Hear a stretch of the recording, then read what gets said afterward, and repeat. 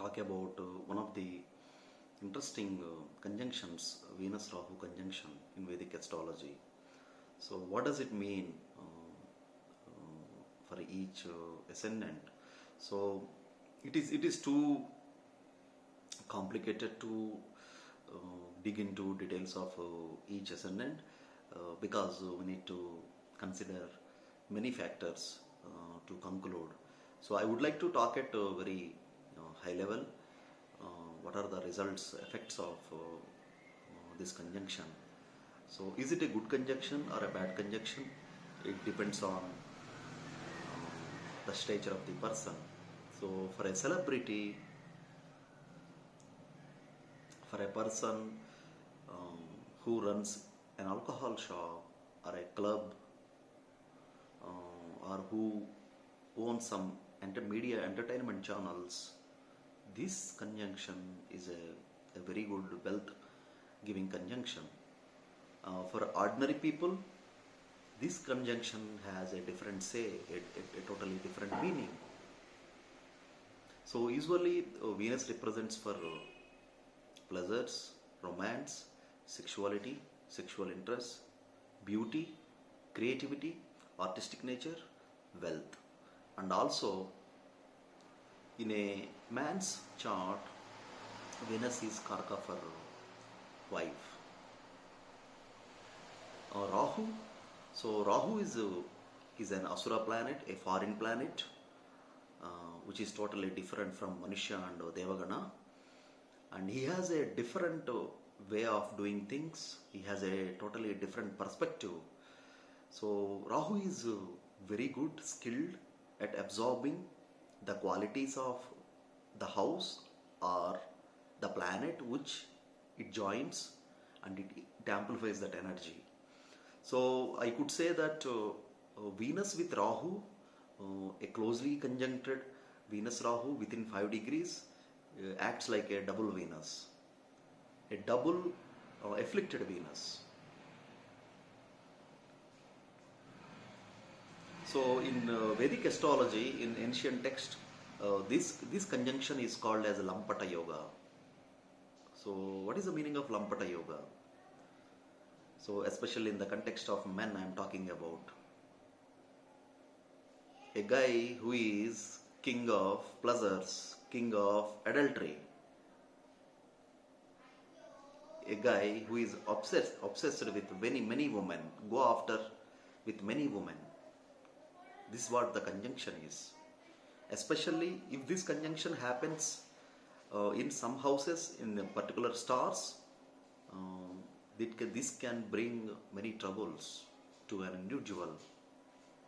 In the second house, ill reputation to family. But of course, if Venus is Yoga Karaka, or Venus and Rahu both are in Yoga Karaka nakshatras, and they are separated by more than suppose say 10 degrees, they could give immense wealth as well. But a person who has Venus and Rahu in second house, he has immense desire for wealth, obsession for wealth.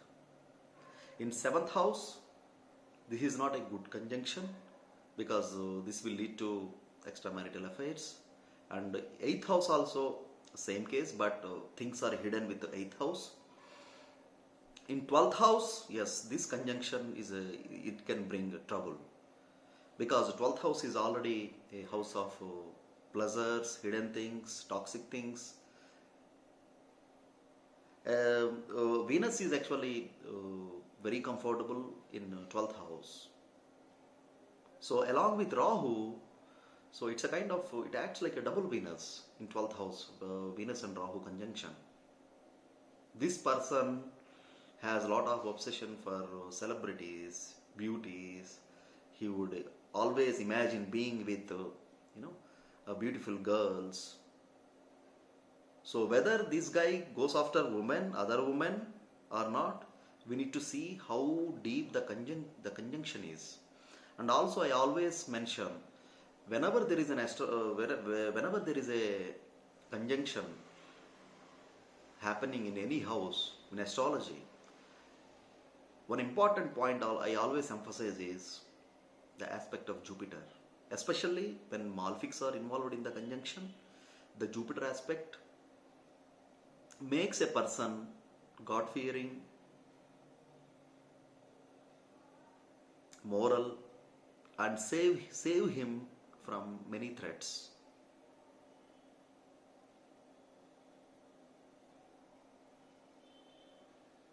And because Rahu is a outcast planet, the Venus Rahu conjunction, especially in Navamsha, could bring a spouse of a totally different caste, community, religion, or the person who can marry a foreigner altogether. When this conjunction happens, especially in some stars like Mrugasira, because Mrugasira is the god of Mrugasira is Som. So Somaras means it's a kind of a sedate that gives nasha. These people, they are either being seduced or they seduce others, depending on the house, the nakshatra, the planets aspected.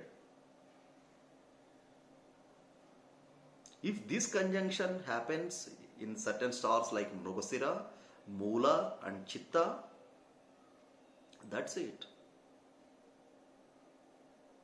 It's a toxic. These people, they are prone to seduction, trauma, all toxic things, indulging into drugs, women.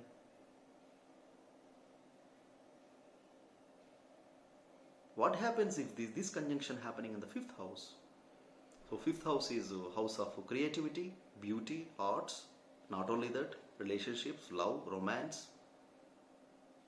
So this person develops lot of obsession and gets into many affairs. And that goes forever. Because whatever be the energy that is created by Rahu, it is uncontrollable. So when he joins Venus, so there is no limit to Rahu's desires.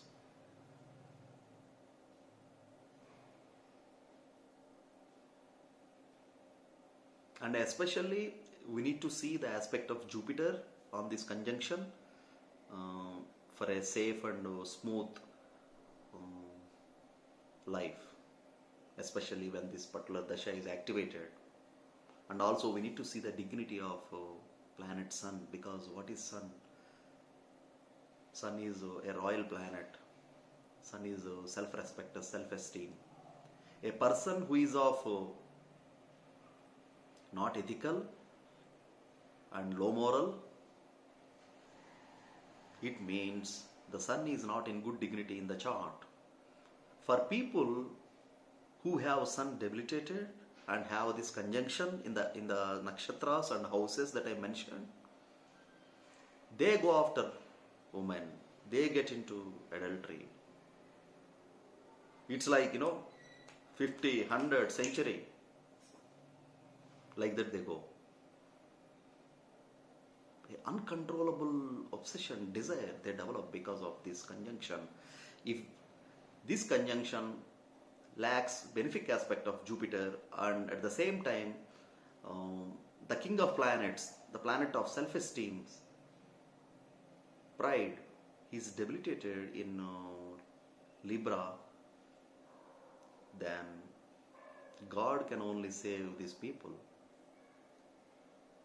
So it's very difficult for them to come out of this spiral. So for women, this conjunction has a totally different meaning. For women, this conjunction makes them self-centric, obsession with beauty, makeup.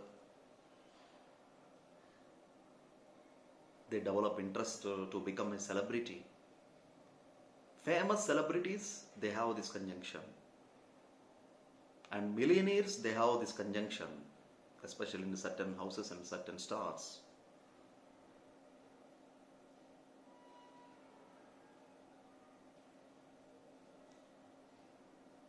If this conjunction happens in Moola, then this person, he won't go after women. He keeps on imagining. Because what is Ketu? Ketu is history. Ketu is dreams. Ketu is illusion.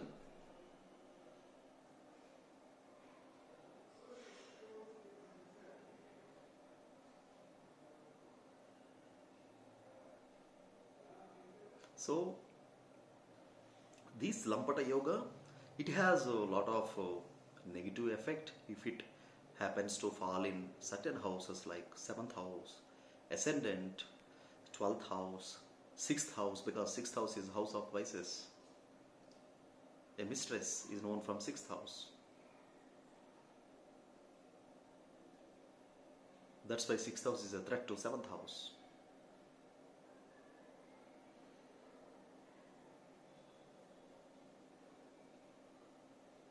So if this conjunction happens in 10th house, this guy becomes very famous in the field of public relationships, entertainment, media, celebrity. And this conjunction happens in 11th house, this guy goes too social with women.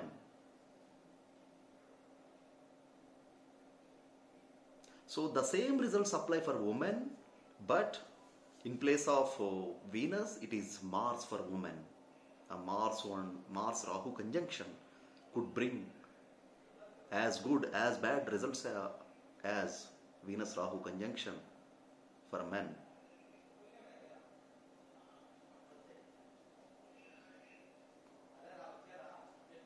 So, as I mentioned, just looking at the conjunction in a particular house, we should not jump into conclusion. We need to see the nakshatra placement, the dignity of house lord, and the dignity of the aspect of Jupiter, the dignity of sun. When it comes to assessing a character, anyone's character, so sun is the key planet to be looked into in any chart. If sun is strong, this person maintains self-esteem, and he upholds dharma, a righteous life. In addition to that, Jupiter's benefic aspect is required. If this conjunction happens in the same house within 10 degree in a totally different stars, then I could say this is not that effective.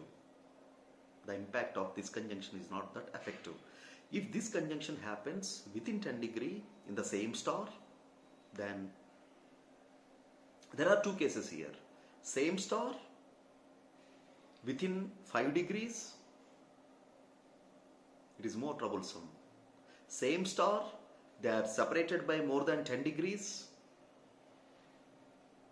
then they're relatively safe.